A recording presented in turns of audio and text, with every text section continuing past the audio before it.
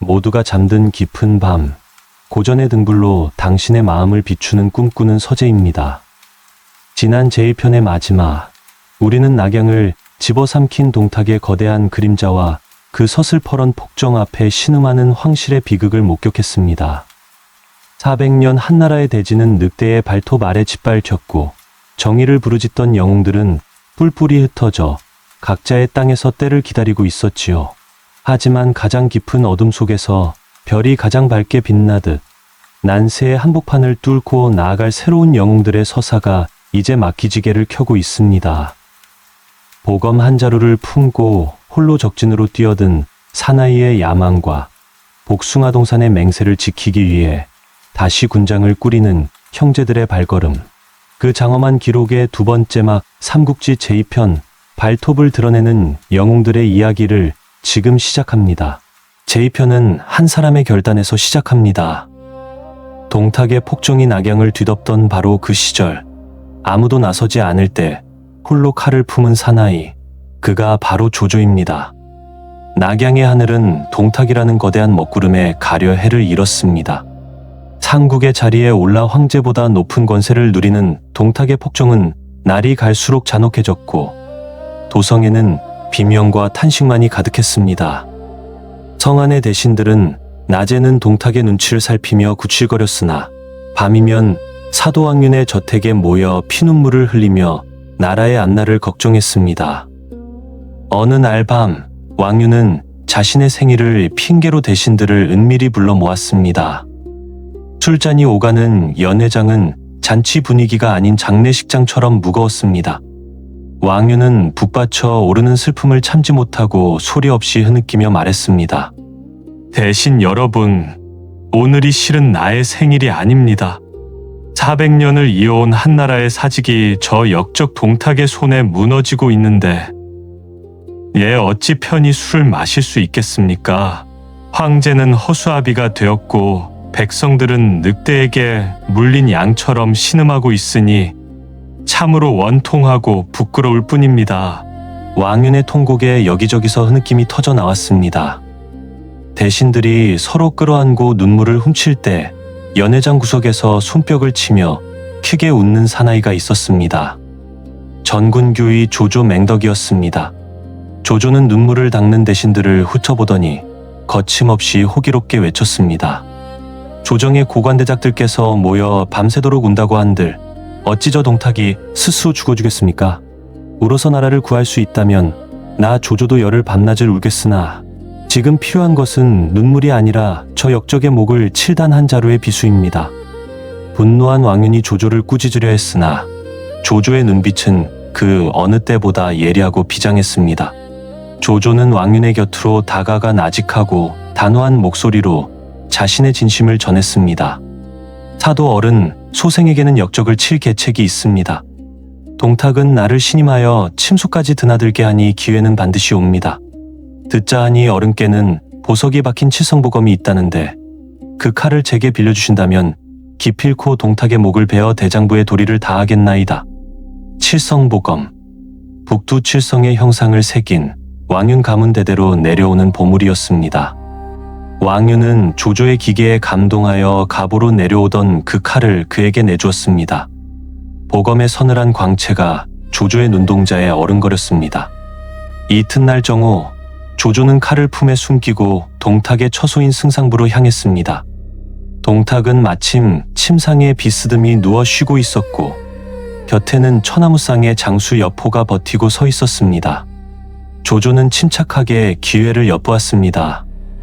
때마침 동탁이 여포에게 좋은 말을 골라오라며 밖으로 내보냈습니다. 방 안에 동탁과 조조, 단둘만이 남게 된 절호의 기회였습니다. 동탁이 벽을 향해 돌아누운 순간 조조는 품속에서 칠성보검을 뽑아 들었습니다. 칼날이 허공을 가르려는 찰나 벽에 걸린 거울에 조조의 서슬퍼런 칼끝이 비치고 말았습니다. 동탁이 솟아치게 놀라며 몸을 돌려 외쳤습니다. 맹덕! 지금 무엇을 하려는 것이냐? 방 밖에서는 여포의 말발굽 소리가 들려오고 있었습니다. 조조의 등에 식은땀이 흘렀으나 그는 찰나의 순간에 무릎을 꿇으며 칼을 양손으로 받들어 올렸습니다. 상구걸은 소생이 귀한 고검 한 자루를 얻었기에 어른께 바치고자 가져왔나이다. 이 칼의 예리함을 한번 보시옵소서. 한치의 흔들림도 없는 목소리였습니다. 동탁은 조조의 능청스러운 기지에 속아 칼을 건네받았습니다. 위기를 모면한 조조는 말을 타보고 오겠다는 핑계를 대고 승상부를 빠져나왔습니다. 그리고는 낙양 성문을 향해 미친 듯이 박차를 가했습니다. 뒤늦게 속았음을 깨달은 동탁의 노성과 여포의 추격이 시작되었으나 조조는 이미 지평선 너머로 사라진 뒤였습니다. 암살은 실패했습니다. 하지만 조조는 물러서지 않았습니다. 그는 이제 더 큰 방식으로 동탁을 치기로 결심했습니다. 천하를 적으로 돌린 비정한 영웅의 고독한 질주가 이제 막 시작된 난세의 정막을 깨고 있었습니다. 낙양을 빠져나온 조조의 말은 멈출 줄 몰랐습니다. 등 뒤로는 동탁이 내린 현상 수배령이 불길처럼 번지고 있었고 길목마다 조조의 얼굴이 그려진 방문이 나붙었습니다. 조조는 밤낮을 가리지 않고 고향인 초연을 향해 달렸으나 중모현에 이르러 그만 관군에게 붙잡히고 말았습니다. 포승줄에 묶인 조조는 현령 진궁 앞으로 끌려갔습니다. 진궁은 책상 위에 노인 현상 수배 문서를 훑어본 뒤 조조를 빤히 바라보며 물었습니다. 내가 정령 동탁 상국을 암살하려 했던 그 조조 맹덕이란 말이냐? 너의 그 만영 덕분에 지금 천하가 발칵 뒤집혔다는 사실을 알고 있느냐? 조조는 죽음을 앞둔 상황에서도 눈빛을 흐트러뜨리지 않았습니다. 그는 오히려 당당한 목소리로 진궁을 쏘아보며 답했습니다. 나는 그저 한나라의 신하로서 역적을 제거하려 했을 뿐이요. 비록 뜻을 이루지 못하고 내 놈 같은 하급 관리에게 잡혔으나 대장부로 태어나 나라를 위해 죽는 것이 무엇이 부끄럽겠느냐. 당장 동탁에게 나를 넘겨 공을 세우거라. 호박된 죄수가 관리를 내려다보는 듯한 기계였습니다. 진궁은 조조의 눈빛에서 범상치 않은 무언가를 읽었습니다. 그날 밤 진궁은 남몰래 옥사로 내려가 조조와 독대했습니다. 쇠창살 사이로 스며드는 달빛 아래에서 진궁은 낮은 목소리로 물었습니다. 조공, 그대는 정령동탁을 죽이는 것만이 이 난세를 구하는 길이라 믿는 것이오? 그 한 사람을 죽인다고 해서 썩어버린 황실이 다시 살아나겠소? 진궁, 자는 공대, 의협심이 강하고 대의를 소중히 여기는 사나이였습니다. 작은 고을의 현령으로 머물며 진정한 주인을 기다려온 인물이었습니다. 조조는 진궁의 물음에 무겁고 비장한 어조로 자신의 포부를 털어놓았습니다. 동탁은 시작일 뿐이요. 나는 고향으로 돌아가 전국의 영웅들에게 경문을 띄울 것이요. 의로운 군사를 모아 낙양을 치고 무너진 법도를 바로 세워 백성들에게 다시 해를 보여줄 것이요. 진현령, 그대 또한 한나라의 녹을 먹는 자라면 어찌 이 뜨거운 대의를 모른 척하려 하오? 진궁은 조조의 웅대한 뜻에 가슴이 뜨거워졌습니다. 그는 그 자리에서 조조의 포승줄을 풀고 자신 또한 관직을 버리고 함께 대업에 동참하겠노라 맹세했습니다. 내 이제껏 진정한 주인을 만나지 못해 이 작은 고을에 머물러 있었으나 조공과 같은 영웅을 만났으니 어찌 주저하겠소. 내 그대를 모시고 천하를 유람하며 대의를 도모하겠소. 이튿날 새벽 조조와 진궁은 나란히 말을 타고 중모현을 떠났습니다. 현령과 죄수라는 신분을 넘어 두 사나이는 난세라는 거친 바다를 함께 항해하는 동지가 되었습니다. 하지만 조조의 마음속에는 이미 성공을 위해서라면 그 무엇도 희생할 수 있다는 비정한 칼날이 자라나고 있었습니다. 그들이 향하는 길 끝에는 인간의 신뢰를 시험하는 잔혹한 운명이 기다리고 있었음을 진궁은 아직 깨닫지 못하고 있었습니다. 중모현을 탈출한 조조와 진궁은 추격병의 눈을 피해 거친 황야를 가로질렀습니다. 며칠을 쉬지 않고 달린 탓에 말은 지쳤고 두 사람의 몰골은 초라하기 짝이 없었습니다. 조조는 문득 근처에 아버지의 오랜 친구인 여백사가 살고 있다는 사실을 떠올렸습니다. 여백사는 갑자기 들이닥친 조조를 보고 버선발로 뛰어나와 반겼습니다. 아이고 맹덕아, 내가 도성에서 큰일을 하려다 고생이 많구나. 여기까지 오느라 얼마나 힘들었겠느냐. 걱정 말아라. 내 집은 세상에서 가장 안전한 곳이니 푹 쉬어가려무나. 여백사는 조조와 진궁을 극진히 대접했습니다. 그는 귀한 손님들에게 내놓을 술이 떨어졌다며 마을에 가서 술을 사올 테니 잠시만 기다리라고 당부하고는 나귀를 타고 길을 떠났습니다. 하지만 조조의 마음은 편치 않았습니다. 온 세상이 자신을 쫓고 있다는 강박관념이 그의 이성을 조금씩 마비시키고 있었습니다. 방 안에 누워 잠을 청하려던 조조의 귀에 뒤편 부엌에서 들려오는 칼 가는 소리와 수군거림이 파고들었습니다. 이왕 하는 건 묶어놓고 단칼에 처리하는 게 낫겠지. 그래, 그래야 뒤탈이 없을 거야. 조조는 솟아치게 놀라며 진궁을 깨웠습니다. 조조의 눈은 이미 살기로 가득 차 있었습니다. 보시오, 진궁! 여백사가 술을 사러 간 게 아니라 우리를 관군에 고발하러 간 것이 분명하오. 저들이 지금 우리를 결박해 죽이려 하고 있어. 앉아서 죽기를 기다릴 순 없어. 조조는 보검을 뽑아들고 부엌으로 뛰어들었습니다. 영문도 모른 채 가사일을 돕던 여백사의 가솔들은 조조의 칼날 아래 비명조차 지르지 못하고 쓰러졌습니다. 남녀노소를 가리지 않는 무차별한 학살이었습니다. 마침내 모든 숨소리가 끊겼을 때 조조는 부엌 한 구석에서 밧줄에 묶인 채 꾀꾀거리는 돼지 한 마리를 발견했습니다. 손님을 대접하기 위해 돼지를 잡으려던 노인 일가의 정성이 조조의 의심 때문에 참혹한 시신으로 변해버린 것입니다. 진궁은 경악하며 조조를 원망했습니다. 조공, 우리가 무고한 사람들을 죽였소. 이 일을 어찌한단 말이오. 조조는 대답 없이 피 묻은 칼을 닦으며 서둘러 집을 빠져나왔습니다.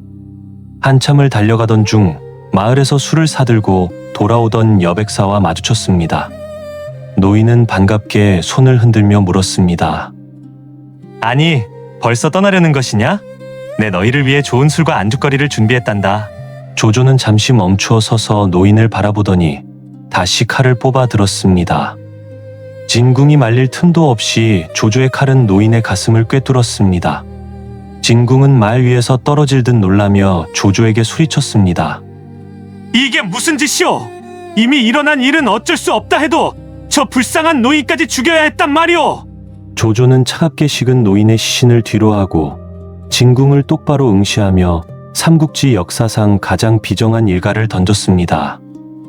내가 천하를 배신할지언정 천하가 나를 배신하게 하지는 않겠소. 여백사가 집에 돌아가 가족들의 죽음을 본다면 반드시 관가에 알릴 것이고 그럼 우리의 대업은 여기서 끝이오. 난세를 평정하기 위해서는 때로는 인간의 도리보다 더 큰 것을 선택해야만 하오. 이 말이 조조라는 인물을 설명하는 가장 솔직한 고백입니다. 내가 천하를 배신할지언정 천하가 나를 배신하게 하지는 않겠다. 도원결의의 맹세를 가슴에 품은 유비의 말이 아닙니다. 감히 진실을 말할 수 있는 사나이의 선언입니다. 그것이 조조의 무서움이었습니다. 진궁은 조조의 그늘진 뒷모습을 보며 온몸에 소름이 돋았습니다. 자신이 구한 이 사나이가 영웅인지 아니면 동탁보다 더 잔인한 괴물인지 알 수 없었습니다. 그날 밤 진궁은 잠든 조조를 죽이려 칼을 만지작거렸으나 끝내 그를 베지 못하고 홀로 어둠 속으로 떠나갔습니다. 진궁은 이상주의자였습니다. 대의를 위해 관직을 버리고 뛰어들었지만 그 대의가 피로 얼룩지는 순간을 받아들이지 못했습니다. 조조와 진궁, 두 사람은 결국 다른 사람이었습니다. 비정한 선언과 함께 친구를 잃고 고독한 영웅의 길을 택한 조조. 그의 차가운 결의는 이제 고향 땅에서 들불처럼 일어날 거대한 전쟁의 서막을 알리고 있었습니다. 비정한 결의를 품고 여백사의 집을 나선 조조의 발걸음은 멈추지 않았습니다. 진궁과의 짧았던 인연을 뒤로한 채 홀로 고향 진류에 당도한 조조는 그곳에서 자신의 아버지 조승을 만났습니다. 조조는 아버지에게 동탁을 암살하려 했던 일과 천하를 바로잡기 위한 자신의 계획을 털어놓았습니다. 조승은 아들의 야망을 위해 가산을 아낌없이 내놓았고 평소 조조의 비범함을 눈여겨보던 거부 이용 또한 거에게 군자금을 보탰습니다. 자금과 병마를 얻은 조조는 곧바로 붓을 들어 천하의 영웅들에게 보낼 경문을 작성했습니다. 하지만 그것은 평범한 경문이 아니었습니다. 조조는 동탁의 감시 아래 있는 어린 황제의 뜻을 빌려 이른바 가짜 조칙을 꾸며냈습니다. 역적 동탁이 하늘의 뜻을 거스르고 황실을 유린하고 있으니 천하의 의로운 영웅들은 일어나 낙양으로 진군하여 사직을 구하라는 장엄한 선포였습니다. 황제의 이름을 빌린 문서, 내용은 거짓이었으나 명분만큼은 더할 나위 없이 정당했습니다. 조조의 이 가짜 조칙은 들불보다 빠르게 전국 각지로 퍼져나갔습니다. 명분과 기회를 엿보던 영웅들에게 조조의 경무는 마치 가뭄 끝에 내리는 단비와도 같았습니다. 가장 먼저 응답한 것은 명문가 출신의 원소였습니다. 4세 4대에 걸쳐 30의 관직을 배출한 명문가의 후손으로 당시 천하에서 가장 강력한 세력을 가진 제후였습니다. 그는 수만 명의 정예병을 이끌고 발해에서 달려왔습니다. 뒤이어 남양의 원술, 기주의 한복, 북해의 공융, 그리고 강동의 호랑이라 불리는 송경까지 내로라 하는 천하의 제후들이 각자의 깃발을 높이 세우고 집결지인 산조로 모여들었습니다. 들판은 수십만 대군이 내뿜는 서슬 퍼런 살기와 거대한 군막들로 가득 찼습니다. 이것이 바로 역사에서 18로 제후연합군이라 불리는 거대한 반동탁 동맹의 탄생이었습니다. 누구를 연합군의 수장으로 세울 것인가를 두고 논의가 오갔으나 가문과 명성을 중시하던 당시 분위기에 따라 원소가 맹주로 추대되었습니다. 원소는 높은 제단에 올라 하늘에 제사를 지내며 비장한 목소리로 맹세했습니다. 한나라의 사직이 위태롭고 역적 동탁이 활개를 치고 있으니 우리 18로 제후는 이제 한마음으로 뭉쳐 역적을 베고 천하를 평안케 하겠나이다. 만약 이 맹세를 어기고 사사로운 이익을 챙기는 자가 있다면 하늘이 그를 벌할 것이며 온 천하가 그를 용서치 않을 것이오. 연합군의 함성은 낙양의 하늘을 흔들 기세였습니다. 조조는 대열의 한 구석에서 이 장엄한 풍경을 지켜보며 입가에 엷은 미소를 띄었습니다. 내가 뿌린 씨앗 한 알이 이 거대한 들불이 되었구나. 자신이 뿌린 가짜 조칙 한 장이 천하의 영웅들을 움직였다는 사실에 그의 야망은 더욱 뜨겁게 타올랐습니다. 하지만 수많은 제후의 욕망이 뒤엉킨 이 거대한 물줄기가 과연 동탁이라는 늑대를 집어삼킬 수 있을지, 아니면 도리어 서로의 칼끝을 겨누게 될 것인지, 낙양으로 향하는 길 위에는 여전히 짙은 안개가 자욱하게 깔려 있었습니다. 조조는 하후돈, 하후연, 조인, 조옹 등 자신의 친족 장수들을 거느리고 군사들을 점검하며 다음을 기약했습니다. 천하의 운명은 이제 개인이 아닌 집단의 힘으로 소용돌이치기 시작했고, 그 거대한 물결의 중심에 조조가 세운 맹약의 깃발이 가장 높이 휘날리고 있었습니다. 연합군의 북소리가 천하를 진동시키고 있을 때 유비현덕은 평원군 평원현이라는 작은 고을의 현령으로 머물러 있었습니다. 안희연에서 관인을 풀어던지고 떠났던 세영제는 공을 세웠음에도 불구하고 여전히 변방의 낮은 자리에 머물며 때를 기다리고 있었습니다. 하지만 평원현의 들판은 예사롭지 않은 기운으로 가득했습니다. 유비는 성문 밖 동마와 강가에서 백성들과 함께 흙을 만지면서도 한편으로는 3천여 명의 군사를 엄격하게 조련하고 있었습니다. 그 평화롭던 평원현의 정적을 깬 것은 지평선 너머에서 들려오는 거대한 말발굽 소리였습니다. 부평 태수 공손찬이 조조의 경문을 받고 연합군에 합류하기 위해 수만 명의 군사를 이끌고 이곳을 지나게 된 것입니다. 공손찬은 유비와 함께 노식 선생 밑에서 동문수학했던 오랜 친구였습니다. 먼지바람을 일으키며 다가온 공손찬은 말 위에서 유비를 굽어보며 반갑고도 안타까운 목소리로 물었습니다. 현덕, 이 작은 고을에서 어찌 세월을 보내고 계시는가? 지금 낙양의 역적을 치기 위해 천하의 영웅들이 모이고 있으니 나와 함께 대업에 동참하지 않겠소. 조조 맹덕의 경문이 온 천하를 흔들고 있는데 그대의 그 비범한 재주를 어찌 이 흙바닥에 썩히려 하시오. 유비는 공손찬의 제안에 잠시 눈을 감았습니다. 도원에서의 맹세가 귓가를 스쳤습니다. 곁에 있던 장비가 장팔 사모를 고쳐주며 뜨거운 목소리로 형님을 재촉했습니다. 형님, 드디어 기회가 왔습니다. 저런 역적 동탁을 두고 어찌 우리가 이곳에만 머물겠습니까? 당장 가시지요. 제 사모가 벌써부터 적의 피를 그리워하고 있습니다. 기다림에 지쳐 달아오른 목소리였습니다. 관우 또한 묵직하고 장중한 어조로 유비의 결단을 도왔습니다. 형님, 공손태수의 말씀이 옳습니다. 형원년의 안위도 중요하나 천하의 안위가 먼저입니다. 우리가 가진 힘이 비록 작을지라도 대의를 위해 보태는 것이 도리라 생각합니다. 썩어가는 황실을 바로잡는 일에 저희가 빠질 수는 없습니다. 같은 뜻이었으나 목소리의 결이 달랐습니다. 장비는 불꽃처럼 터졌고 관우는 바위처럼 단단했습니다. 유비는 마침내 고개를 끄덕이며 공손찬의 제안을 수락했습니다. 대의를 위해 작은 것을 내려놓는 것. 그것이 유비의 방식이었습니다. 세 형제는 평원년의 관인을 미련 없이 내려놓고 자신들을 따르는 정예병들을 거느리고 공손찬의 대열에 합류했습니다. 수만 명의 공손찬 군사들 틈에서 유비 삼형제의 군세는 보잘것없어 보였으나 그들이 내뿜는 비장한 기운만큼은 그 어느 제후의 군대보다 매서웠습니다. 연합군 본진에 도착한 공손찬이 유비 삼형제를 제후들에게 소개했을 때 맹주원소는 유비의 초라한 행색과 미천한 신분을 보고는 냉담한 반응을 보였습니다. 공손태수, 저들은 누구이기에 이 엄중한 자리에 데려오신 것이오? 황건적을 수탕한 공이 있다고는 하나 일개의 현령 출신들이 어찌 천하의 제후들과 어깨를 나란히 하려 한단 말이오. 자리가 좁으니 저들은 저기 말석에나 앉히시오. 유비는 원소의 멸시에도 아랑곳하지 않고 공손찬의 뒤에 묵묵히 서 있었습니다. 바람 앞에 흔들리지 않는 사람의 표정이었습니다.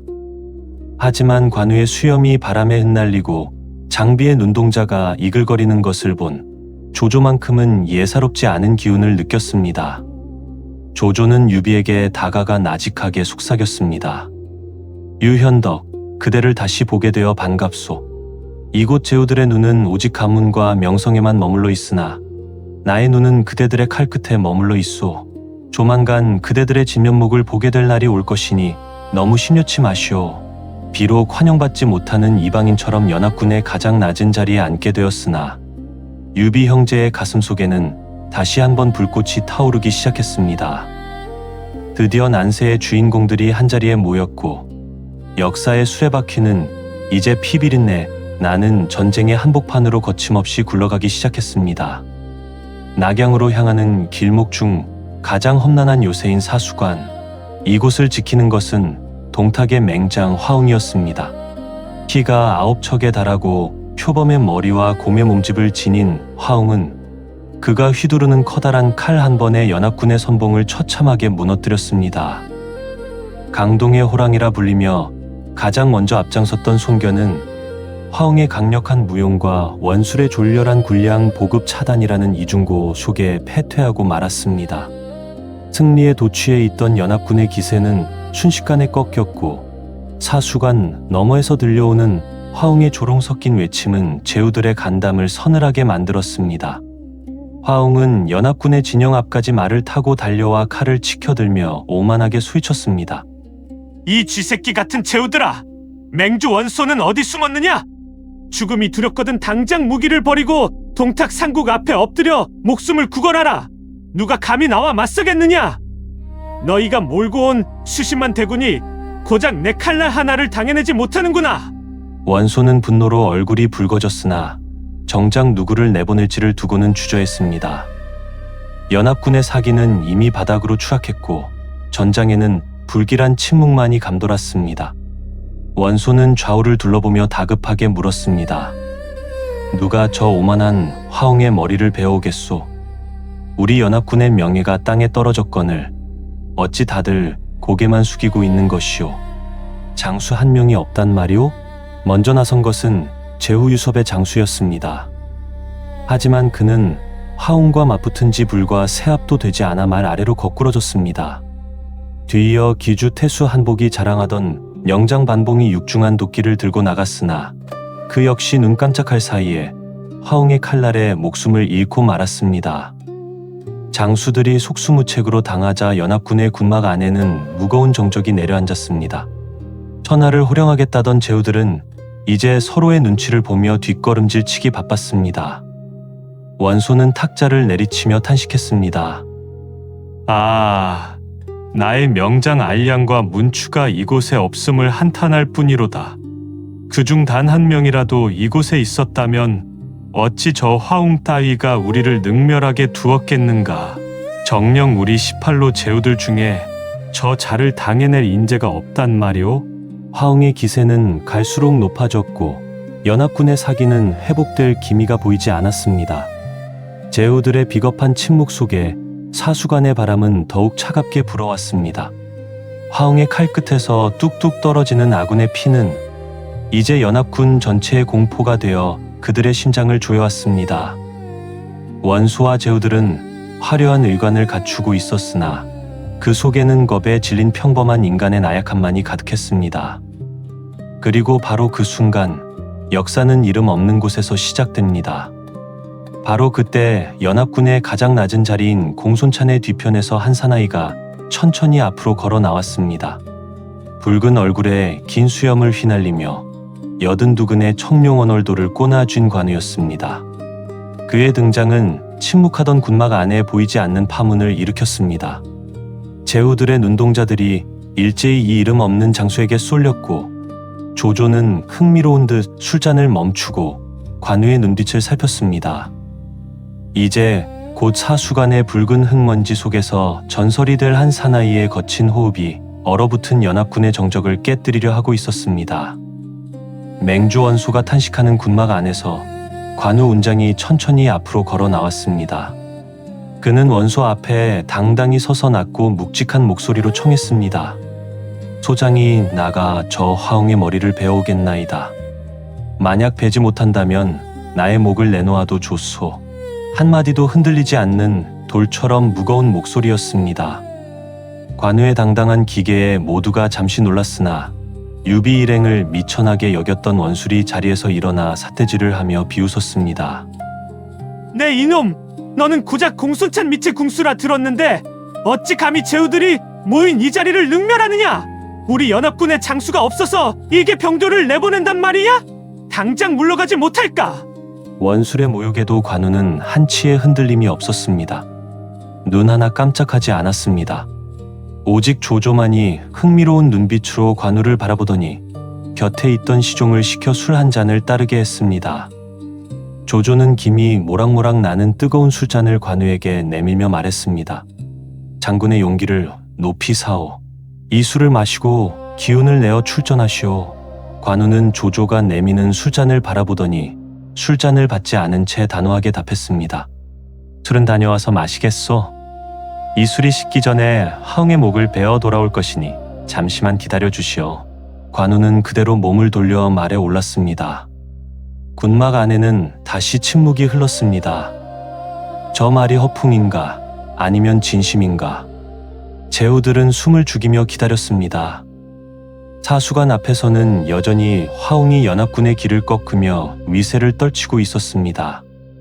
관우가 탄 말이 흙먼지를 일으키며 질주하자 화웅은 또 하나의 재물이 온다며 비웃으며 칼을 치켜들었습니다. 하지만 관우의 청룡 언얼도가 허공을 가르며 뿜어내는 서슬퍼런 살기는 화웅이 이제껏 겪어본 것과는 차원이 달랐습니다.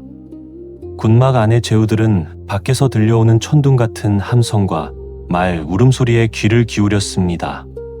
과연 저 이름 없는 장수가 살아 돌아올 수 있을지 아니면 또 한 명의 시체가 되어 들판에 버려질지 모두가 숨을 죽였습니다.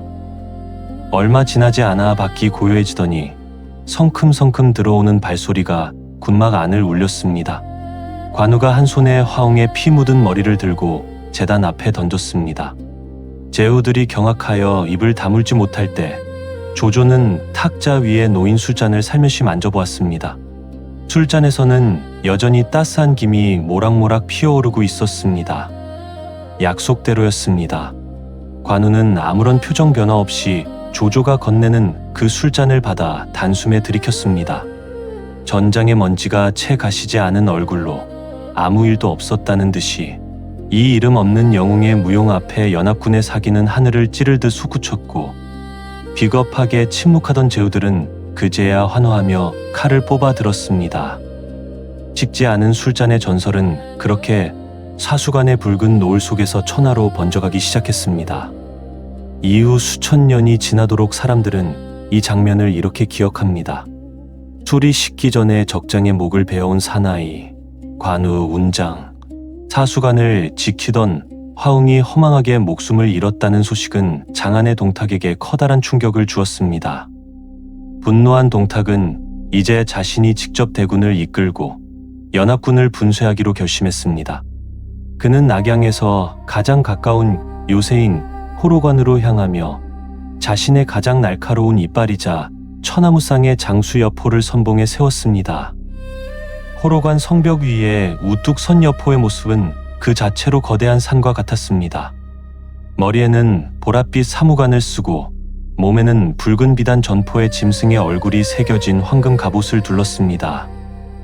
그가 타고 있는 적토마는 온몸이 숯불처럼 붉어 지평선을 가로지르는 번개 같았고 손에 쥔 방천화극은 태양빛을 반사하며 보는 이의 눈을 멀게 할 듯 번뜩였습니다.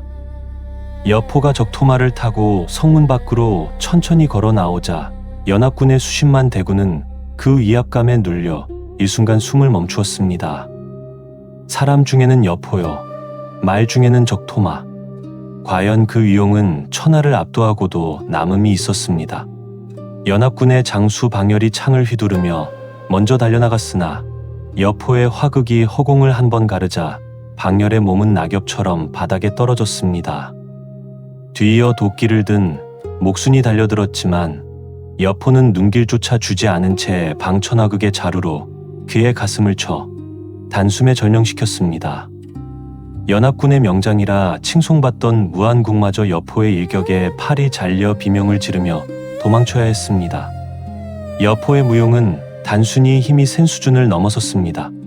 적토마의 빠른 속도와 방천화극의 정교한 휘두름이 어우러져 연합군의 장수들은 감히 그의 곁에 다가가는 것조차 두려워했습니다. 여포는 홀로 수천 명의 대군을 마주하며 호탕하게 웃어 보였습니다. 이 비겁한 제후들아, 천하무쌍 여포가 여기 있거늘 어찌 다들 쥐새끼처럼 숨어만 있느냐. 너희가 100만 대군을 몰고 온들 내 창끝 하나 당해낼 자가 단 한 명도 없단 말이냐. 맹주원소는 다시금 절망에 빠졌습니다. 화웅을 베었던 관우조차 지금은 다른 곳에 가 있었고 여포의 기계는 화웅과는 비교도 할 수 없을 만큼 강력했습니다. 연합군의 사기는 다시 바닥으로 추락했고 제후들은 호로관의 견고한 성벽보다 여포라는 사나이 한 명을 넘지 못해 발만 동동 굴렀습니다. 여포가 방천화극을 치켜들고 다시 한번 돌격 명령을 내리려 할 때 지평선 너머에서 흙먼지를 일으키며 달아나는 연합군의 장수 공손찬을 여포가 뒤쫓기 시작했습니다. 적토마의 속도는 눈 깜짝할 사이에 공손찬의 등 뒤까지 닿았습니다. 여포의 화극이 공손찬의 심장을 겨누며 내리꽂히려는 찰나 연합군 진영 한 구석에서 벼락같은 포효가 들려왔습니다. 내 이놈, 성이 3개인 노비놈아, 장비 익덕이 여기 있다.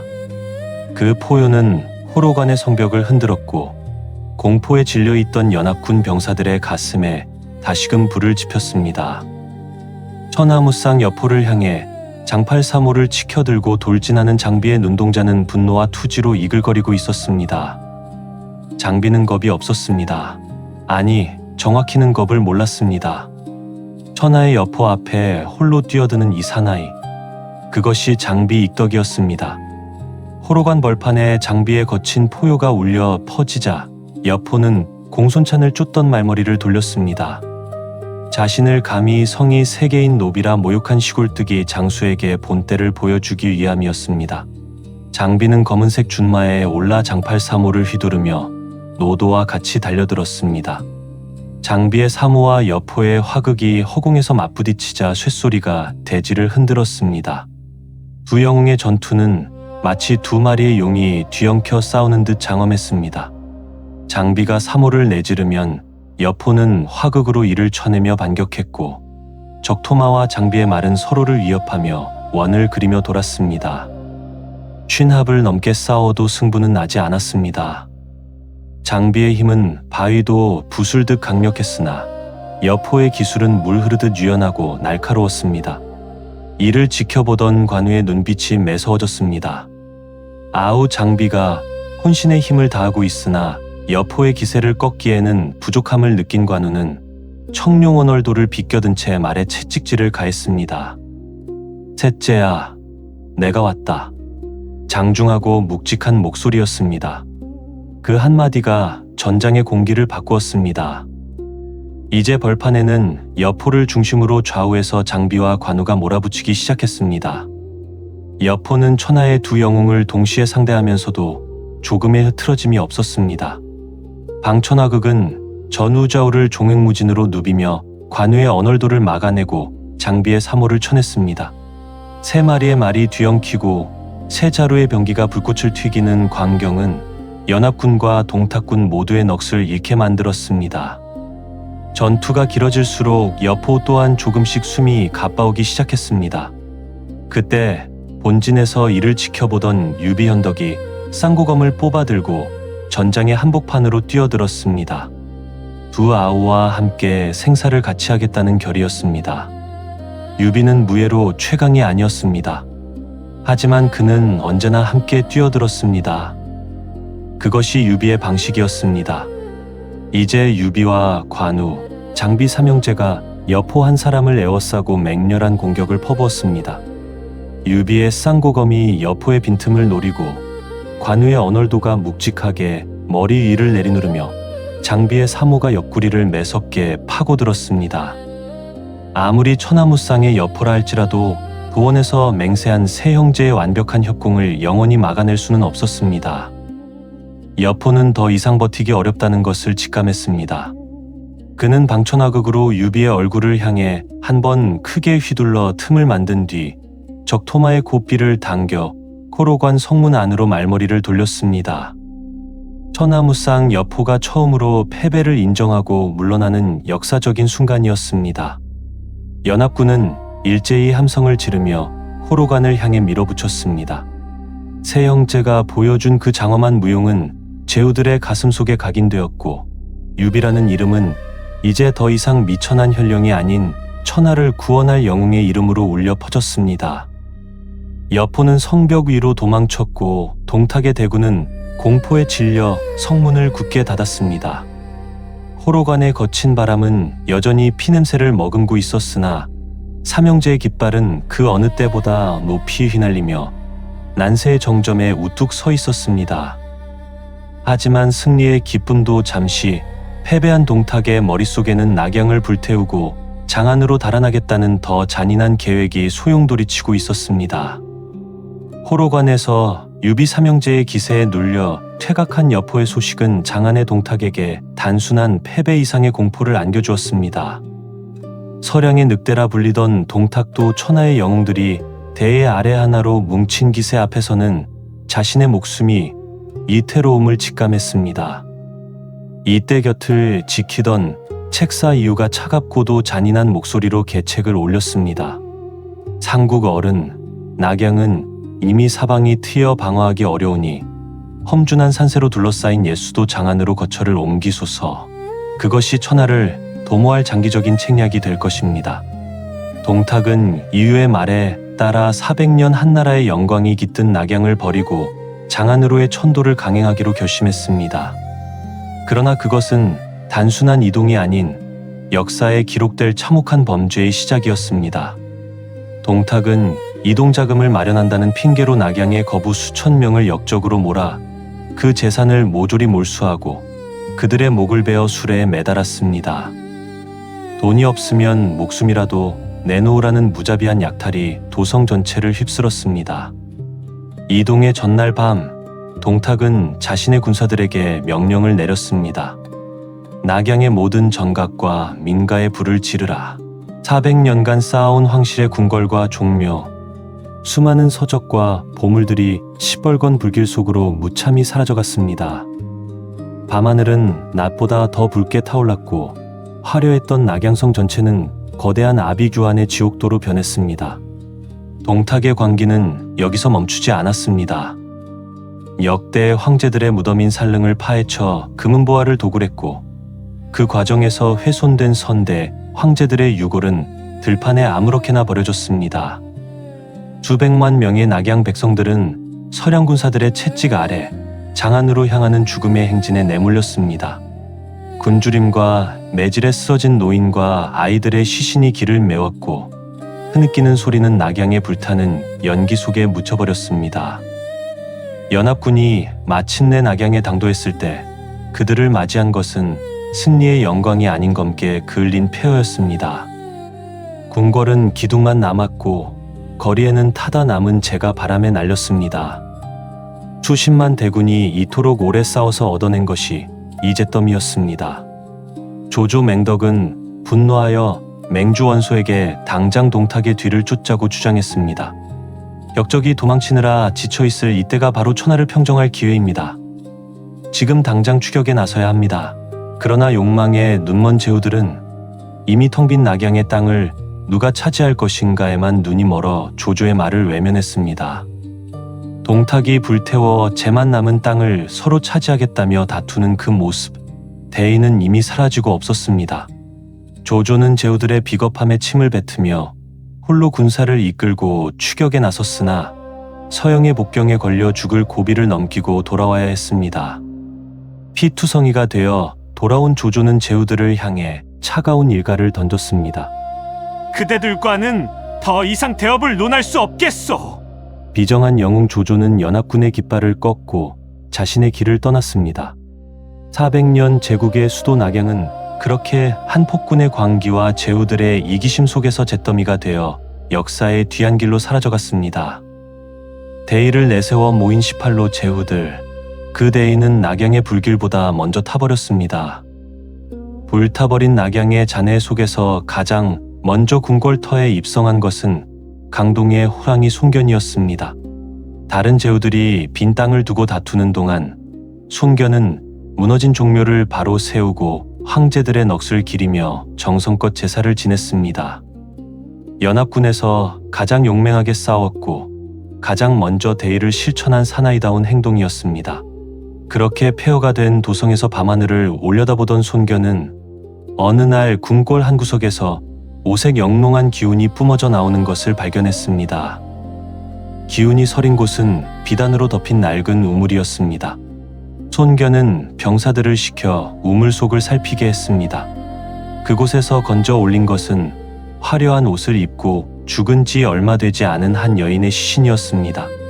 그런데 그녀의 목에는 붉은 비단 상자가 걸려 있었고 그 안에는 찬란한 빛을 내뿜는 옥으로 된 도장이 들어 있었습니다. 한쪽 모서리가 금으로 떼워진 그 보물, 그것은 바로 진시황 때부터 전해 내려오던 제국의 상징 전국옥새였습니다. 전국옥새, 이 도장을 손에 쥔 자가 곧 천하의 주인이라는 뜻을 담은 보물이었습니다. 한 왕조에서 다음 왕조로 황권이 넘어갈 때 반드시 함께 전해지던 제국의 정통성 그 자체였습니다. 옥새의 바닥에는 하늘의 명을 받았으니 마땅히 영원히 번창하리라 수명어천, 기수영창의 8글자가 새겨져 있었습니다. 옥새를 손에 쥔 손견의 심장은 거세게 뛰기 시작했습니다. 이것은 하늘이 나에게 황제가 되라고 내리신 계시가 아닌가. 평소 충성심이 강했던 손견이었으나 천하를 다스릴 수 있다는 옥새의 거대한 유혹 앞에서는 그 또한 욕망을 품은 한 명의 사나이에 불과했습니다. 손견은 옥새를 품에 숨기고 서둘러 강동으로 돌아갈 궁리를 했습니다. 하지만 세상에 비밀이란 없는 법이었습니다. 손견의 부하 중 한 명이 맹주 원소에게 이 사실을 밀고했고 원소는 손견을 불러 옥새를 내놓으라며 거칠게 압박했습니다. 손견 장군, 듣자 하니 궁궐 우물에서 전국 옥새를 얻었다는데 그것은 나라의 보물이니 마땅히 맹주인 내가 보관해야 하지 않겠소? 어찌 사사로이 숨기려 하시오? 손견은 시치미를 떼며 하늘을 두고 맹세했습니다. 맹주 원소여, 만약 나 손문대가 옥새를 얻고도 숨긴다면 훗날 화살과 돌에 맞아 비참하게 죽을 것이오. 거짓 맹세였습니다. 원소는 분노하며 칼을 뽑아 들었습니다. 두 장수 사이에 서슬퍼런 살기가 감돌았고 곁에 있던 제후들은 이를 말리느라 진땀을 흘려야 했습니다. 결국 손견은 다음 날 새벽 병을 핑계로 연합군을 탈퇴하여 강동으로 발길을 돌렸습니다. 동탁을 치기 위해 모였던 18로 제후들은 이제 옥새라는 보물을 두고 서로를 의심하고 질투하기 시작했습니다. 옥새는 나라를 구하는 상징이 아니라 영웅들의 마음을 찢어놓는 불씨가 되어버린 것입니다. 불타는 낙양의 잔해 위에 남겨진 것은 이제 대의가 아닌 각자의 영토와 권력을 탐하는 추악한 욕망의 흔적뿐이었습니다. 대의로 모인 자들이 욕망으로 흩어졌습니다. 이것이 난세의 법칙이었습니다. 손견이 옥새를 품고 떠나자 연합군은 모래성처럼 급격히 와해되었습니다. 맹주원소는 손견이 자신의 명을 어기고 달아난 것에 앙심을 품었습니다.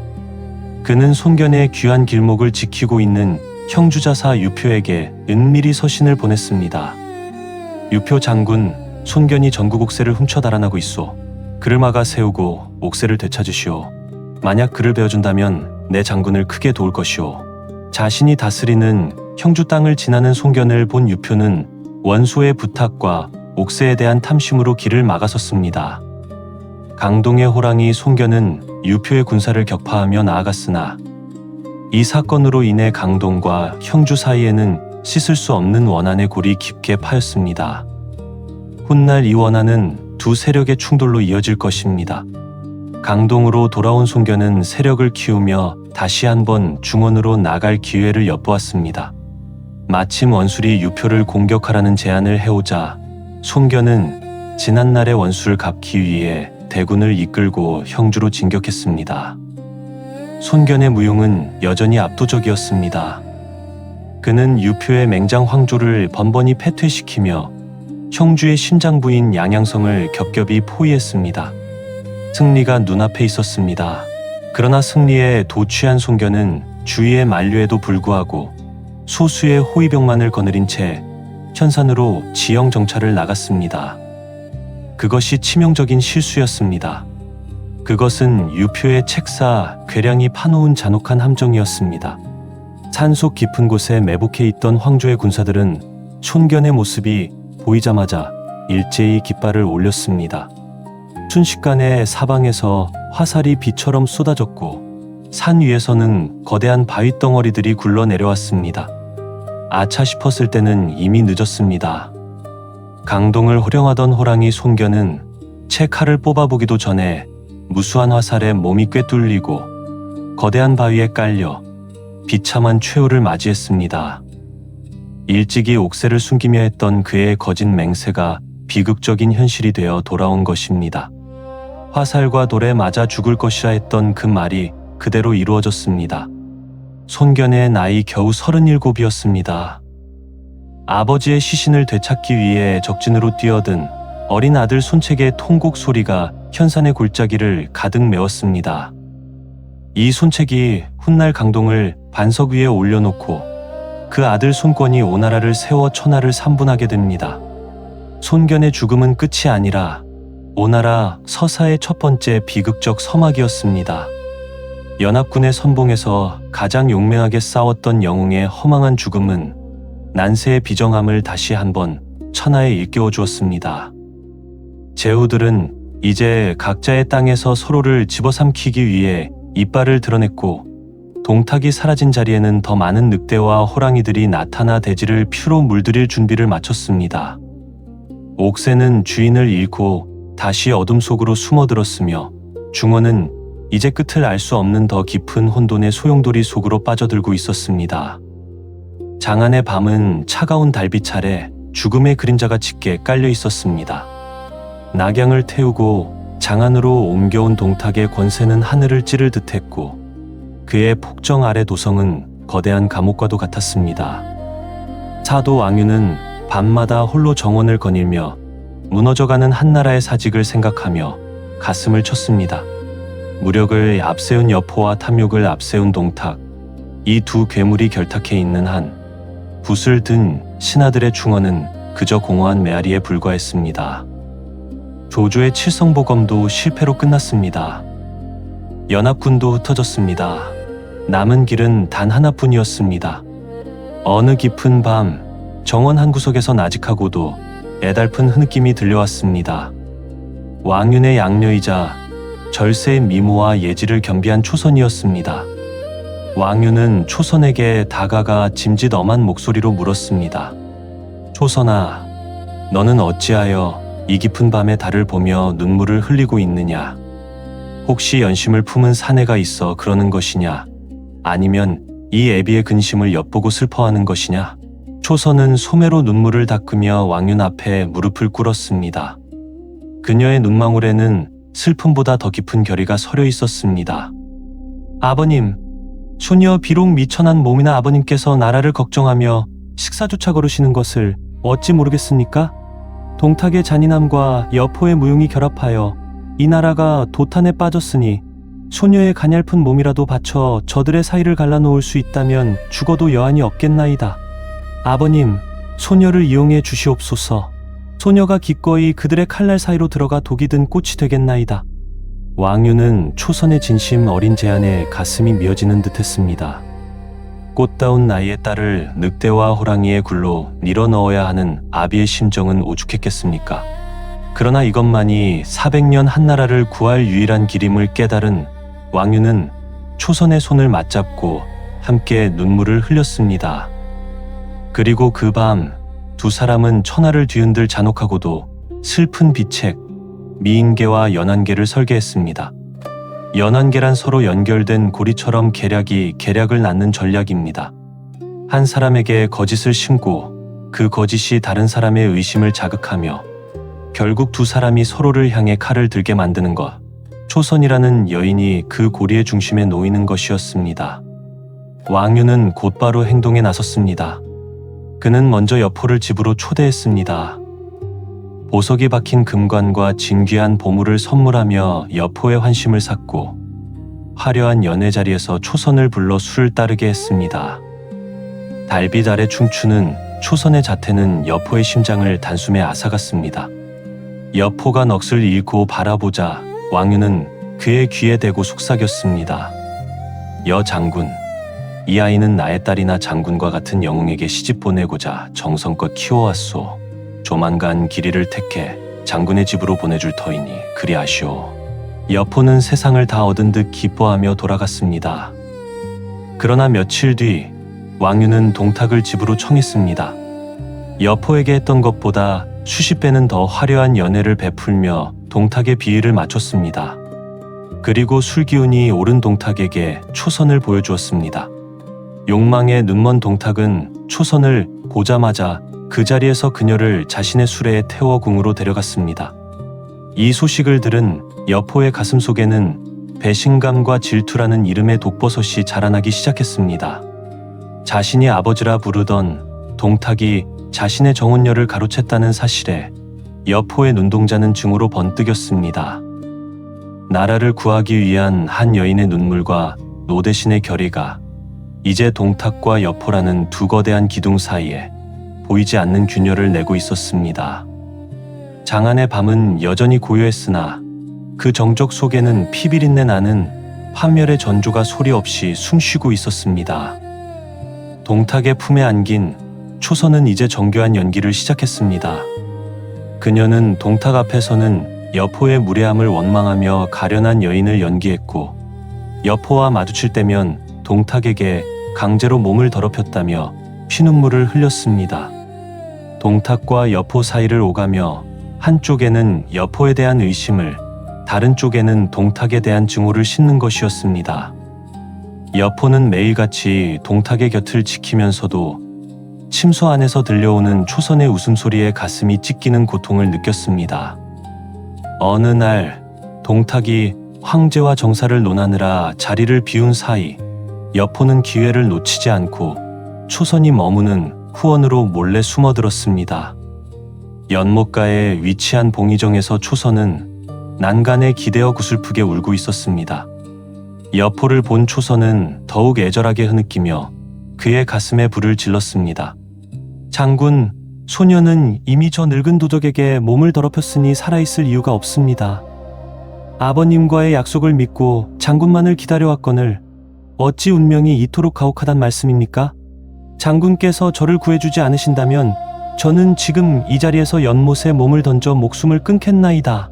초선의 눈물 섞인 하소연에 여포는 이성을 잃었습니다. 천하무쌍의 무장도 한 여인의 눈물 앞에서는 평범한 사나이에 불과했습니다. 그는 방천화극을 꼬나쥔 채 초선을 껴안으며 소리쳤습니다. 초선아, 울지 마라. 내 비록 저 늙은 도적을 아버지라 불렀으나 너를 빼앗아간 시점에서 이미 부자의 연은 끊어졌다. 내 기필코 저놈을 베어버리고 너를 되찾아오겠다. 내 손에 들린 화극이 저놈의 심장을 꿰뚫는 날이 머지않았다. 두 사람이 봉의정에서 미래를 나누며 복수를 맹세하고 있을 때 예감이 이상해 궁으로 돌아온 동탁이 이 광경을 목격하고 말았습니다. 동탁은 여포가 자신의 여인을 탐하려 한다고 오해하여 노발대발했습니다. 동탁은 곁에 놓여있던 방천화극을 집어던지며 여포를 쫓았습니다. 여포는 날쌔게 몸을 피해 달아났으나 동탁의 무거운 몸은 정원 입구에서 책사 이유와 부딪히며 바닥을 굴렀습니다. 이유는 흙투성이가 된 동탁을 부축하며 간곡하게 만류했습니다. 상국 어른, 진정하십시오. 고작 여자 한 명 때문에 천하무쌍의 장수 여포를 잃으려 하십니까? 초선을 여포에게 내어주시고 그의 마음을 달래는 것이 대업을 위한 길입니다. 여포가 돌아서면 우리의 운명도 끝이 납니다. 냉철하고 정확한 판단이었습니다. 하지만 동탁은 이미 초선의 미모에 눈이 멀어 이유의 충고를 듣지 않았습니다. 그는 오히려 소리를 지르며 이유를 쫓아냈습니다. 내 목숨을 잃을지언정 초선은 내어줄 수 없다. 여포 그놈이 감히 내 여인을 넘보다니 내 기필코 그놈의 죄를 물을 것이다. 다시는 내 앞에서 그놈을 두둔하는 소리를 하지 마라. 이유는 탄식하며 밖으로 물러나 하늘을 보며 눈물을 흘렸습니다. 아, 이제 우리는 모두 저 여자의 손에 죽게 되겠구나. 서량의 정예병들도 동탁의 관세도 이제 끝이로다. 이유는 이 모든 것을 꿰뚫어 보고 있었습니다. 하지만 그것을 알면서도 막을 수 없었습니다. 그것이 연안계의 무서움이었습니다. 동탁과 여포의 사이는 이제 돌아올 수 없는 강을 건넜습니다. 초선의 눈물은 두 남자의 심장을 찢어놓는 날카로운 칼날이 되어 장안의 궁궐을 피비린내 나는 전쟁터로 만들 준비를 마쳤습니다. 부자지간의 명분은 욕망 앞에 조각났고 권력의 꼭대기에서 서로를 향해 갈았던 이빨은 이제 서로의 목을 노리고 있었습니다. 사도 왕유는 동탁과 여포의 사이가 완전히 파탄났음을 확인하고 최후의 비책을 실행에 옮겼습니다. 그는 동탁의 밑에서 불만을 품고 있던 장수 이숙을 불러 은밀히 가짜 조칙을 꾸미게 했습니다. 내용은 이러했습니다. 황제가 병이 깊어 자리를 상국에게 물려주려 하니 즉시 궁으로 들어와 선양의식을 거행하라는 것이었습니다. 선양, 황제가 신하에게 스스로 자리를 넘겨주는 것.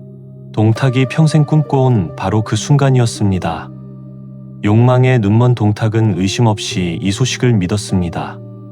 그는 황제가 된다는 꿈에 부풀어 화려한 의관을 갖추고 장안의 거리로 나섰습니다. 수레가 궁궐 정문에 다다랐을 때 갑자기 바퀴가 부러지고 불길한 바람이 불었으나 동탁은 이를 길조라 여기며 너털웃음을 터뜨렸습니다. 하하하, 낡은 것을 버리고 새 것을 얻으려는 징조로다. 오늘이야말로 나 동탁이 400년 한나라의 진정한 주인이 되는 날이다. 서량의 기운이 드디어 천하를 덮는구나. 동탁의 수레가 궁궐 안양전 앞마당에 들어섰을 때 이상하리만치 정적이 감돌았습니다. 대신들은 모두 고개를 숙이고 있었고 황제의 모습은 보이지 않았습니다. 동탁이 의아해하며 수레에서 내리려 할 때 갑자기 사방의 문이 닫히고 무장한 병사들이 쏟아져 나왔습니다. 왕윤이 누각 위에서 조칙을 높이 들고 비장한 목소리로 외쳤습니다. 역적 동탁은 하늘의 뜻을 거스르고 백성을 유린하며 황실을 찬탈하려 했으니 마땅히 천벌을 받아야 한다. 군사들은 무엇하느냐? 당장 저 역적의 목을 베어 천하의 정의를 바로잡아라. 동탁은 솟아치게 놀라며 수레에서 굴러떨어졌습니다. 비대한 몸을 가누지 못하고 바닥을 기며 그는 사방을 둘러보고 다급하게 자신의 양아들을 찾았습니다. 봉선아, 내 아들 여포야. 어디 있느냐? 어서 와서 이 역적들을 처단하고 나를 구하라. 너의 화극은 어디 있느냐? 그것이 동탁의 마지막 외침이었습니다. 군사들의 뒤편에서 방천화극을 지켜든 여포가 천천히 걸어 나왔습니다. 여포의 눈에는 이제껏 본 적 없는 증오와 멸시만이 가득했습니다. 여포는 차가운 목소리로 동탁의 가슴에 마지막 칼을 꽂았습니다. 동탁, 너는 황씨를 찬탈하고 내 여인까지 빼앗은 천하의 역적이다. 나는 이제 황제의 명을 받들어 너를 처단하러 왔다. 아버지는 무슨 아버지냐? 너는 그저 죽어야 할 짐승일 뿐이다. 여포의 방천화극이 허공을 가르며 번뜩였고 동탁의 비대한 목은 허망하게 바닥을 굴렀습니다. 천하를 호령하며 만백성을 떨게 했던 서량의 늑대, 동탁의 종말은 그렇게 허무하고도 비참했습니다. 장안의 백성들은 동탁의 죽음을 기뻐하며 거리로 쏟아져 나왔습니다. 동탁의 시신은 길바닥에 버려졌습니다.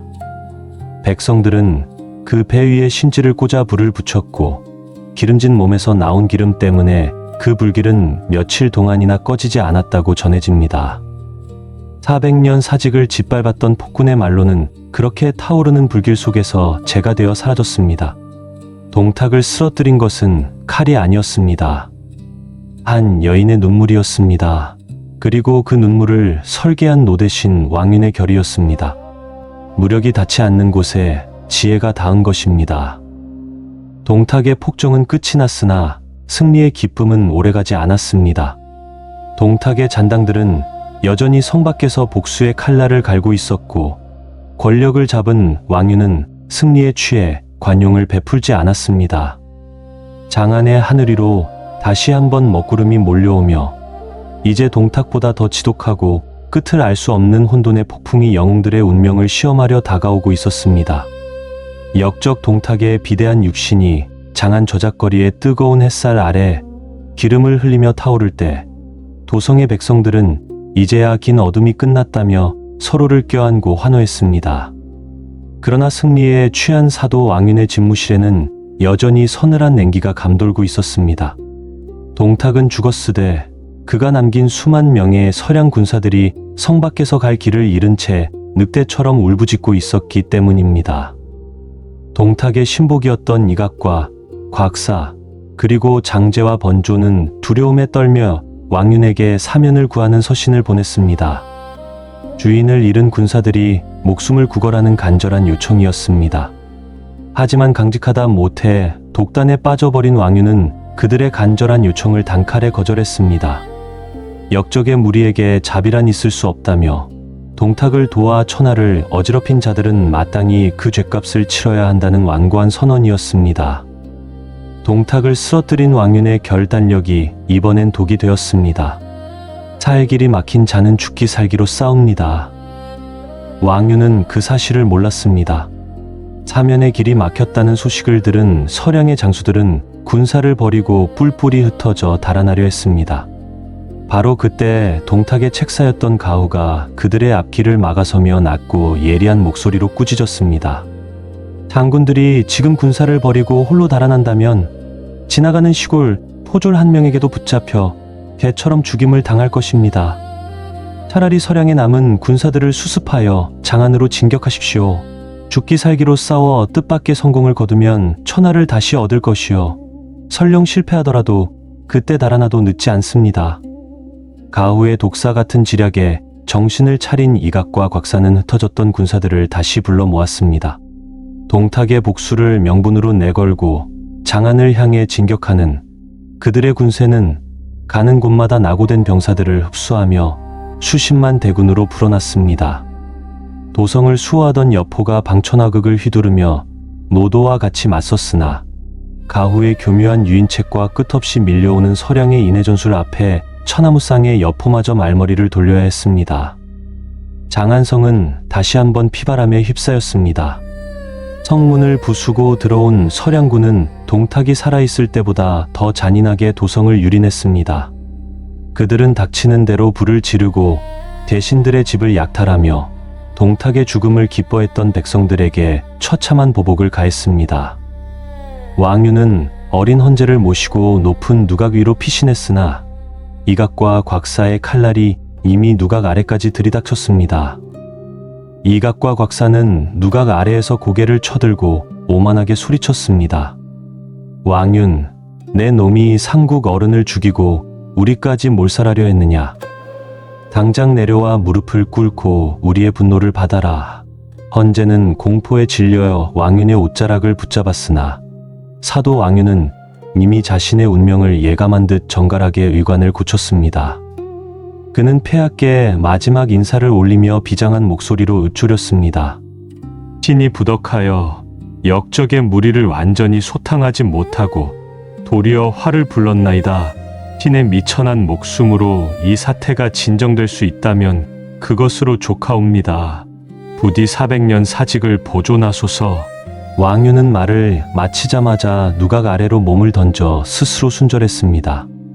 한때 나라를 구하려 연안계를 세웠던 노대신의 충절은 차가운 돌바닥에 흩뿌려진 핏자국으로 남았습니다. 이각과 곽사는 그의 시신마저 저작거리에 내동댕이 쳤고 장안은 동탁보다 더 무도한 자들의 발 아래 놓이게 되었습니다.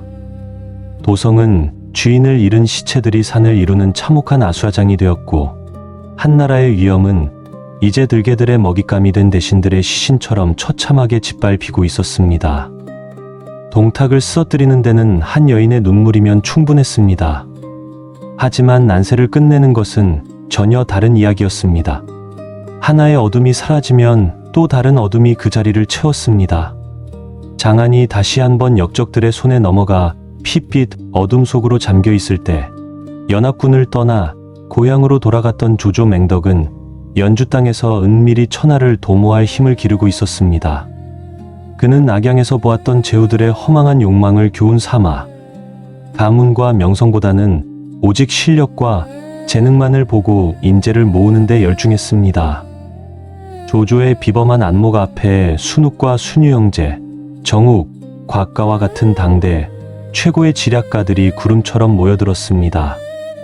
또한 전이와 조인, 하호돈과 같은 장수들은 조조의 그림자가 되어 그의 명령 하나에 목숨을 걸 준비를 마쳤습니다. 조조는 집무실에 앉아 중원의 지도를 펼쳐놓고 늘 차갑고 날카로운 눈빛으로 세상을 응시했습니다. 그러던 중 연주 땅에 수십만의 황건적 잔당들이 침입하여 백성들을 도탄에 빠뜨리고 있다는 소식이 당도했습니다. 당시 연주의 관리들은 공포에 질려 도망치기에 바빴으나 조조는 이를 자신의 세력을 키울 하늘이 내린 기회로 여겼습니다. 그는 군사를 이끌고 연주로 진격하여 황건적의 무리와 맞붙었습니다. 조조의 군대는 질서정연했고 그의 전술은 적의 허점을 찌르는 칼날과 같았습니다. 전장에는 흙먼지가 자욱했고 비명소리가 끊이지 않았으나 조조는 말 위에서 단 한 치의 흔들림도 없이 전군을 지휘했습니다. 조조는 단순히 적을 베는 것에 그치지 않고 그들의 심장을 파고드는 인의를 베풀었습니다. 굶주림에 지쳐 창을 들었던 백성들에게 투항하면 목숨을 살려주고 땅을 주어 농사를 짓게 하겠다는 약속을 내걸었습니다. 절망에 빠져있던 황건적들은 조조의 관대함에 감동하여 하나둘 무기를 내던지고 엎드렸습니다. 마침내 조조는 투항해온 100만 명의 황건적 무리 중에서 전고 용맹한 자들 30만 명을 추려 자신의 직속 정예의 부대로 편성했습니다. 이것이 바로 훗날 삼국지 무대에서 조조가 천하를 호령하는 가장 강력한 무기가 된 정예군 청주병의 탄생이었습니다. 30만의 정예병과 천하의 지략가들을 얻은 조조는 이제 중원에 그 누구도 함부로 대할 수 없는 거대한 강자로 우뚝 섰습니다. 조조는 연주목의 자리에 올라 무너진 국법을 바로 세우고 군대를 훈련하며 천하의 패권을 쥐기 위한 기틀을 닦았습니다. 그는 군사들이 훈련하는 광경을 지켜보며 장수들에게 낮고 묵직한 어조로 말했습니다. 힘이 없는 정의는 무능일 뿐이오. 이제 나는 이 청주병을 앞세워 천하의 질서를 다시 쓸 것이오. 나를 가로막는 자는 될 것이오. 나를 따르는 자는 세상을 얻을 것이니 이것이 조조의 길이 될 것이오. 조조의 명성은 나날이 높아졌고 사람들은 그를 가리켜 난세의 영웅이라 칭송했습니다. 하지만 그가 쌓아 올린 강력한 힘의 이면에는 성공을 위해서라면 그 어떤 비정함도 감수하겠다는 서늘한 야망이 독사처럼 따리를 틀고 있었습니다. 중원의 강자로 우뚝 선 조조의 눈길은 이제 더 넓은 대륙을 향하고 있었고, 그 야망의 첫 번째 재물은 뜻밖에도 가장 비극적인 사건과 함께 찾아오고 있었습니다. 연주에서 강력한 기반을 닦은 조조는 고향에 머물고 있던 아버지 조순과 일가 친척들을 연주로 불러오기로 했습니다. 조조의 명성이 천하를 진동시키자 그 여정은 수많은 수레와 보물이 뒤따르는 화려한 행렬이 되었습니다. 조조의 가족들이 서주 땅을 지나게 되었을 때 서주 태수 도겸은 조조의 환심을 사기 위해 극진한 대접을 준비했습니다. 도겸은 본래 성품이 인자하고 어진 사람이었습니다. 그는 당시 가장 강력한 세력으로 떠오른 조조와 우호를 맺고자 자신의 장수인 장계에게 군사 500명을 주어 조조의 가족들을 호위하게 했습니다. 그러나 이것이 역사의 흐름을 뒤바꿀 참혹한 비극의 씨앗이 될 줄은 아무도 몰랐습니다. 호위 장수였던 장계는 본래 황건적 출신으로 조조의 가족들 뒤를 따르는 수많은 황금과 보물 수레를 보고는 탐욕에 눈이 멀고 말았습니다. 천둥이 치고 비가 세차게 쏟아지던 어느 칠흑 같은 밤, 장계는 부하들을 선동하여 조조의 가족들이 잠들어 있던 절을 급습했습니다. 조조의 아버지 조숭은 담장을 넘어 달아나려 했으나 끝내 자객들의 차가운 칼날에 목숨을 잃었습니다. 장계는 보물을 챙겨 달아났고 현장에는 조조 일가족의 참혹한 시신만이 빗물에 씻기며 남겨졌습니다. 연주에서 아버지의 도착만을 기다리던 조조에게 당도한 것은 비보였습니다. 소식을 들은 조조는 실성한 듯 통곡하다가 이내 차가운 분노의 화신으로 변했습니다. 그는 쓰고 있던 투구를 벗어 던지고 머리를 풀어헤친 채 하늘을 향해 포효했습니다. 도겸, 이 가증스러운 늙은이여! 내 놈이 겉으로는 인자한 척하며 내 아버지를 죽였단 말이냐? 내 기필코 서주 땅의 모든 생명을 베어내어 내 아버지의 영전에 바치리라. 닭과 개조차 남기지 말고 서주를 핏빛으로 물들여라. 이 대목이 조조라는 인물의 가장 어두운 면입니다. 아버지를 죽인 것은 도겸이 아니라 장계였습니다. 도겸의 호의가 빚은 참사였습니다. 하지만 조조는 이 사실을 외면했습니다. 아니, 어쩌면 알면서도 서주가 필요했을지도 모릅니다. 비정한 영웅의 진짜 얼굴이 드러나는 순간이었습니다. 조조는 전군에 총동원령을 내렸습니다. 조조의 대군은 효도와 복수를 명분으로 내걸고 서주를 향해 노도와 같이 밀고 들어갔습니다.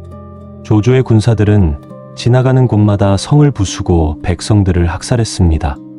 도겸이 보낸 사자가 오해를 풀고자 했으나 조조는 사자의 목을 베어 대답을 대신했습니다.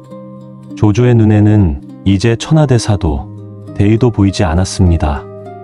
오직 피를 향한 광기 어린 갈증만이 가득했습니다. 서주의 들판은 순식간에 시신으로 덮였고 강물은 백성들의 피로 붉게 물들어 흘렀습니다. 인자했던 태수 도겸은 자신의 호의가 부른 이 참혹한 결과 앞에 피눈물을 흘리며 성문을 굳게 닫고 죽음만을 기다리고 있었습니다. 복수심에 눈이 먼 조조의 칼날이 서주의 숨통을 조여올 때 천하의 정의는 간데없고 오직 비정한 영웅의 광기만이 대지를 불태우고 있었습니다. 성 안의 백성들은 낮에도 문을 잠근 채 흐느꼈고 서주 전체는 조조라는 거대한 폭풍 앞에 위태로운 촛불처럼 흔들리고 있었습니다. 조조의 무자비한 칼날 아래 서주의 백성들이 추풍낙엽처럼 쓰러져 갈 때 태수 도겸은 사방으로 구원 요청을 보냈습니다. 하지만 서슬 퍼런 조조의 위세 앞에 천하의 제후들은 몸을 사리며 외면했습니다. 조조와 맞선다는 것은 곧 파멸을 의미했기에 명망 높은 제후들조차 비겁하게 입을 굳게 다물었습니다. 이 절망적인 상황에서 도겸의 서신을 받은 북해 태수 공융이 자신의 힘만으로는 조조를 막기에 역부족임을 깨닫고 평원현에 머물던 유비에게 도움을 청했습니다. 유비는 도겸의 간절한 처지와 서주 백성들의 참상을 전해 듣고 깊은 우수에 젖어 지평선을 바라보았습니다. 곁에 있던 관우와 장비가 형님의 결단을 기다리며 칼자루를 거머쥐었습니다. 유비는 조용히 자리에서 일어나 두 아우를 바라보며 무겁게 입을 열었습니다. 조조 맹덕이 아버지를 잃은 슬픔은 크겠으나 그 사사로운 복수심에 무고한 백성들을 학살하는 것은 명백한 불이다. 우리 군사가 비록 보잘것없으나 천하의 대의가 서주에 있으니 어찌 모른 척하겠느냐. 설령 조조의 대군 앞에 우리가 쓰러질지라도 이것이 도원에서의 맹세를 지키는 길이다. 절제되어 있으나 흔들리지 않는 목소리였습니다. 관우는 말없이 청룡언얼도를 고쳐 쥐었고 장비는 대뜸 외쳤습니다. 그럼 당장 갑시다. 주저할 시간이 어디 있습니까, 형님. 유비는 공손찬에게서 빌린 1000명의 군사와 자신을 따르는 소수의 정예병만을 거느리고 서주로 향했습니다. 조조의 수십만 대군에 비하면 마치 바위에 계란을 던지는 격이었으나 유비의 깃발은 그 어느 때보다 당당하게 전장의 바람을 타고 휘날렸습니다. 유비 일행이 서주성 근처에 도달했을 때 조조의 대군은 이미 성을 겹겹이 에워싸고 공격의 기회만을 엿보고 있었습니다. 서주성에 입성한 유비 일행을 본 도겸은 성문 밖까지 달려 나와 눈물로 그들을 맞이했습니다. 유현덕, 이 늙은이의 실수가 온 백성을 죽음으로 몰아넣고 있는데 그대만이 위험을 무릅쓰고 달려와 주었구려. 참으로 고맙고도 미안할 따름이오. 유비는 도겸을 위로하며 조조에게 서신을 보냈습니다. 아버지를 잃은 슬픔은 이해하나 이제 그만 칼을 거두고 백성들을 살펴달라는 정중한 요청이었습니다. 조조는 유비의 서신을 보고 코웃음을 치며 서신을 찢으려 했습니다. 감히 일개 현령 따위가 나의 복수를 가로막으려 하느냐며 분노하던 그때 조조의 본거지인 연주를 여포가 습격했다는 청천벽력 같은 비보가 당도했습니다. 조조는 내심 당황했으나 유비의 체면을 세워주는 척하며 서주에서 군사를 물려 연주로 회군했습니다. 위기를 넘긴 도겸은 유비의 덕망과 기계에 깊이 감동했습니다. 그는 대신들을 모아놓고 비장한 어조로 선언했습니다. 나는 이제 늙고 병들어 이 넓은 서주를 다스릴 기력이 없수오. 유현덕은 황실의 후예이며 그 덕이 천하에 자자하니 내가 이 서주의 관인을 그에게 넘겨주려 하오. 유비는 소스아치게 놀라며 단호하게 거절했습니다. 소생은 오직 대의를 위해 왔을 뿐 땅을 탐내어 온 것이 아닙니다. 태수 어른께서는 부디 마음을 굳게 잡으시고 백성들을 보살피소서. 유비가 거절했습니다. 이 장면을 두고 사람들은 지금도 묻습니다. 진심이었는가? 아니면 계산이었는가? 그러나 유비의 발걸음은 언제나 가장 어두운 곳을 향했습니다. 그것이 유비라는 사람이 천하의 마음을 얻어가는 방식이었습니다. 유비의 겸손함은 서주 백성들의 가슴에 깊은 울림을 주었습니다. 조조의 광기가 휩쓸고 간 상처 입은 자리에 유비의 인자함이 새로운 희망의 씨앗을 뿌리고 있었습니다. 비록 가진 것은 적었으나 대의를 위해 사선으로 뛰어들었던 유비 삼형제의 깃발은 난세 속에서 진정한 영웅의 모습이 무엇인지를 천하에 소리 없이 증명하고 있었습니다. 장안의 하늘 아래 동탁을 몰아낸 이각과 곽사의 권력 싸움은 이제 걷잡을 수 없는 관계로 치닫고 있었습니다. 두 역적은 서로를 죽이기 위해 도성 전체를 전쟁터로 만들었고 그 과정에서 어린 헌제는 인질이 되어 이리저리 끌려다니는 처량한 신세가 되었습니다. 화려했던 황궁은 불에 타 무너졌고 대신들은 거리에서 굶주림에 지쳐 쓰러져 갔습니다. 헌제는 피눈물을 흘리며 대신들에게 속삭였습니다. 이곳은 더 이상 사람이 살 곳이 아니오. 옛 수도 낙양으로 돌아가 선조들의 위패라도 지켜야겠소. 황제다운 위엄을 갖추기엔 너무 어린 소년의 목소리였습니다. 그러나 그 결심만큼은 단호했습니다. 헌제는 어둠을 틈타 장안을 탈출했습니다. 하지만 이각과 곽사의 추격병이 헌제의 수레를 턱 밑까지 뒤쫓아오며 사방에서 화살이 쏟아졌습니다. 헌제는 낡은 수레 안에서 몸을 떨며 하늘을 우러러 탄식했습니다. 한나라의 명운이 여기서 끝난단 말이냐? 바로 그 긴박한 순간 지평선 너머에서 흙먼지를 일으키며 한 부대가 나타났습니다. 백파적 출신의 장수였던 양봉이 헌재를 구하기 위해 달려온 것입니다. 양봉의 뒤에는 남다른 기계를 지닌 한 장수가 육중한 대도끼를 들고 범처럼 버티고 서 있었습니다. 하동 출신의 서왕, 자는 공명이라 하는 사나이였습니다. 훗날 조조의 5손가락 안에 드는 명장이 될 인물이었습니다. 이각의 부하 최용이 창을 휘두르며 헌재의 수레를 덮치려 하자 양봉이 뒤를 돌아보며 사자처럼 포효했습니다. 공명은 어디 있느냐? 저 역적의 무리를 처단하여 폐하를 구하라! 말이 떨어지기가 무섭게 서왕이 준마에 채찍질하며 폭풍처럼 달려나갔습니다. 서왕의 손에 들린 거대한 대도끼가 차가운 햇살을 반사하며 번뜩였습니다. 최용이 미처 반응하기도 전에 서왕의 도끼가 허공을 크게 갈랐고 단 한 번의 무시무시한 일격에 최용의 몸은 말 위에서 두 동강이 났습니다. 그 참혹하고도 장엄한 광경에 추격해오던 서량의 군사들은 간담이 서늘해져 감히 앞으로 나서지 못했습니다. 서왕은 헌재의 수레 앞에 무릎을 꿇고 낮고 장중한 목소리로 머리를 조아렸습니다. 진서왕, 폐하를 뵀나이다. 역적의 무리가 감히 어느 안전이라고 침범하려 한단 말씀입니까?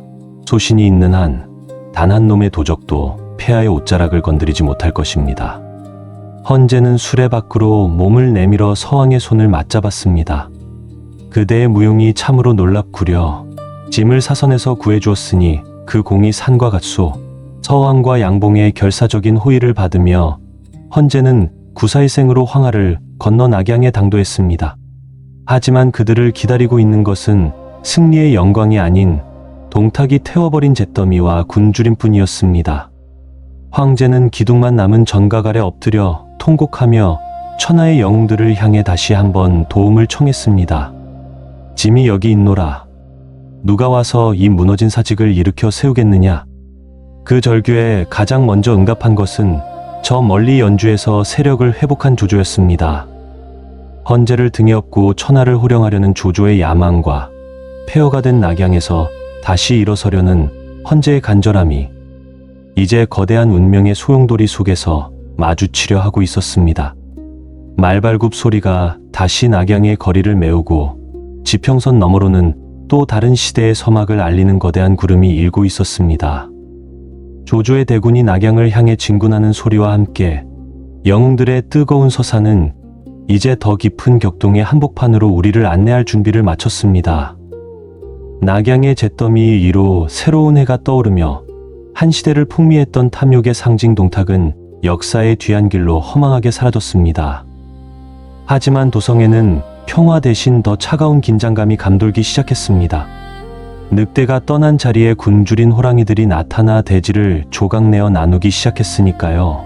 비정한 결의로 중원의 패권을 움켜쥐려는 조조와 대의와 인자함으로 백성의 마음을 얻으려 했던 유비, 그리고 무너진 황실의 권위를 붙잡고 오열하던 어린 헌재까지 우리는 이제 구름처럼 일어난 영웅들이 각자의 깃발 아래서 서로의 명운을 건 거대한 소용돌이 속으로 뛰어드는 광경을 목격했습니다. 권력은 뜬구름과 같고 영웅의 목숨은 풀잎의 이슬과 같으나 그들이 남긴 뜨거운 발자취는 이제 400년 한나라의 역사를 넘어 천하를 삼분할 거대한 대서사시로 이어질 것입니다. 꿈꾸는 서재에서 함께한 삼국지 제2편의 장막을 여기서 내립니다. 하지만 난세의 불꽃은 이제야 제 모양을 갖추기 시작했습니다. 더 거센 폭풍이 몰아칠 제3편의 이야기에서 다시 뵙겠습니다. 깊어가는 밤, 여러분의 마음에도 고전의 지혜가 평안한 안식이 되시길 바랍니다.